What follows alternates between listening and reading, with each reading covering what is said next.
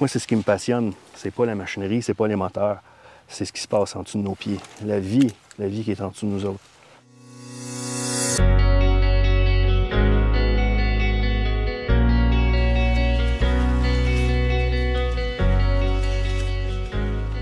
On voulait travailler en semi-direct, puis le strip-till était une belle machine, un beau principe de transition pour notre ferme. On avait commencé il y a une quinzaine d'années, peut-être un petit peu plus, le semi-direct. Sauf qu'on est allé peut-être trop vite. On a sauté des étapes. Notre sol, il faut qu'il soit en parfaite condition, là, au niveau du nivellement, au niveau du pH. Un coup que tout ça est parti, là, tu peux commencer à penser plus au semi-direct. Mais pendant toutes ces années-là, le strip-till allait bien. On était un petit peu peureux de faire le switch au semi-direct, mais de plus en plus, là, on le fait. Ce qu'on vit, c'est s'en aller sous des couverts vivants permanents. C'est un champ de soya où la régie, c'est en strip-till. C'est-à-dire qu'on travaille juste le sol superficiellement au printemps, à peu près 10 pouces, maximum 8-10 pouces. C'est sur cet endroit-là qu'on va venir semer notre rang de soya. On voit nos résidus de l'année passée qui sont tout à côté ici, qui servent d'un beau paillis. Le sol en dessous, c'est une très belle texture, on voit en surface. Il faut voir les insectes qui vont faire la décomposition, on va voir des trous de vers de terre.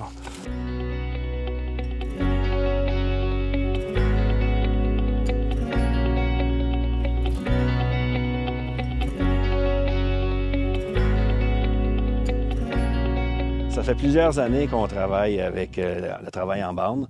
Maintenant, on va aller plus loin, on va s'en aller sur des couverts vivants permanents. Toujours avoir une plante qui pousse dans le sol, un sol qui soit toujours couvert. Ça a commencé par des petites parcelles d'1 hectare, là, 1 tour, 2 tours dans le champ. Ça fait 5 ans qu'on a commencé. L'année passée, on avait une vingtaine d'hectares en semi-direct, maïs semi-direct. Soya, on en fait déjà depuis quelques années.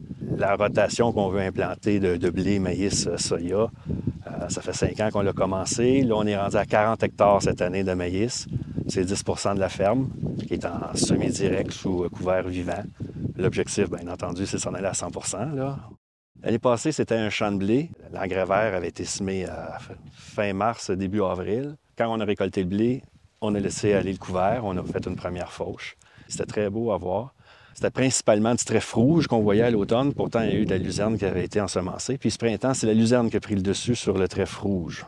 On était bien contents de voir ça parce qu'on veut des belles racines pivotantes puis aller semer notre maïs tout près de ça. Là, on a des défis, c'est de gérer toute la paille qu'il y a, tout le couvert. Il faut gérer ça, question de température de sol, réchauffer le sol, puis pouvoir semer efficacement sans être trop dans les résidus. Fait que bien sûr qu'on a l'équipement en conséquence sur le planteur. Je suis pas mal content des résultats. Ça a été long avant qu'on puisse intervenir au printemps, faire le brûlage. Peut-être que j'aurais aimé le faire un peu plus vite, semer plus vite aussi. Fait qu'on a semé, t'es rendu à peu près le 25 de mai. On cultive la biodiversité, mais c'est aussi la biodiversité qui vient s'y nourrir. Le ver gris-noir, la mouche semis, le ver blanc, le hanneton. J'ai pas mal tout vu dans le champ. Malheureusement, c'est un champ que la semence n'est pas traitée. Si la semence avait été traitée, peut-être que j'aurais eu plus de chances d'avoir une meilleure population, mais quoique je suis quand même assez satisfait, là. Mais on voit le résidu de paille, puis vraiment, je suis impressionné comment est-ce que le sol a faim. Il y en avait une couche là, qui était très impressionnante quand on a semé, puis là, on est 2 mois, même pas 2 mois plus tard, puis comment est-ce que ça s'est décomposé. Ça sent bon. C'est le sol qui travaille pour nous autres, là. Tu vois les résidus qui se font tout attirer, on voit le trou qui est juste là. Darwin le disait, hein? Pourquoi labourer quand les vers de terre le font à notre place? On peut commencer à avoir l'intercalaire là, qui pousse tranquillement. On ne veut pas qu'il devienne trop gros, mais qu'il puisse attendre le mois de septembre où que les feuilles de maïs vont commencer à sécher pour eux autres s'implanter comme il faut. On utilise des mélanges multi-espèces. On a un peu de chicorée qu'on a commencé à rajouter l'année passée, un peu de radis, un tout petit peu de raigrasse, bien sûr qu'il y a du trèfle, un peu de luzerne. On est dans l'entre-rang. C'est meuble, c'est beau, il y a des racines. Je ne rencontre pas de partie qui c'est dur. La structure est belle. Là, on passe l'étape de rêver, d'espérer. Là, il faut être capable de quantifier. Il faut être capable de voir là, où est-ce qu'on en est rendu, puis si les résultats sont là. Jusqu'à date, ça va très bien. Je suis extrêmement heureux de ce que je vois.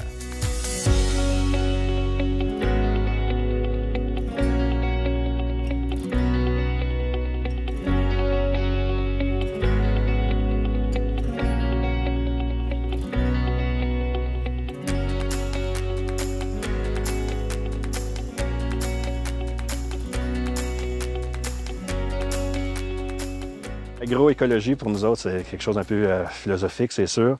Mais c'est des principes d'agriculture, prendre des principes de biologie puis les appliquer à notre mode de production, à notre pratique culturelle. Travailler en respectant le sol, en respectant l'environnement, puis déjà, ce qui se passe en dessous de nos pieds, bien, ils en font un bon bout pour nous autres si on l'utilise à bon escient. Je pense que c'est par conviction, c'est ce qui me passionne vraiment, c'est travailler avec le sol, travailler avec les plantes, de voir ça pousser. Je suis toujours émerveillé, comme si c'était encore la première fois.